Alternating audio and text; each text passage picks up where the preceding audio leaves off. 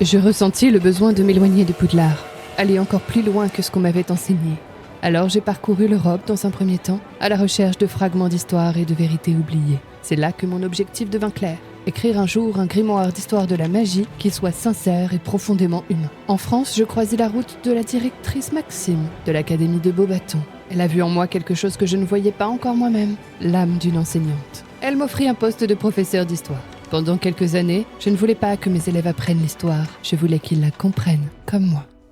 Pendant que je construisais tout cela, ma vie personnelle s'effondrait. Ma mère est tombée gravement malade, j'ai commencé de nombreux allers-retours entre l'Écosse et la France.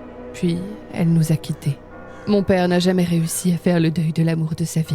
Quand il s'est éteint à son tour, plus rien ne me retenait en Écosse. Mais c'était sans compter sur la directrice McGonagall qui me pria de venir enseigner à Poudlard.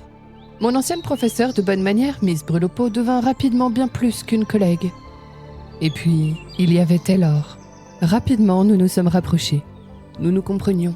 Il y avait des désaccords, évidemment, mais nous nous aimions. Il est devenu mon pilier. Et puis, je l'ai perdu, lui aussi. Je ne me le pardonnerai jamais. Après sa mort, je suis partie à la recherche de sa fille Ardella.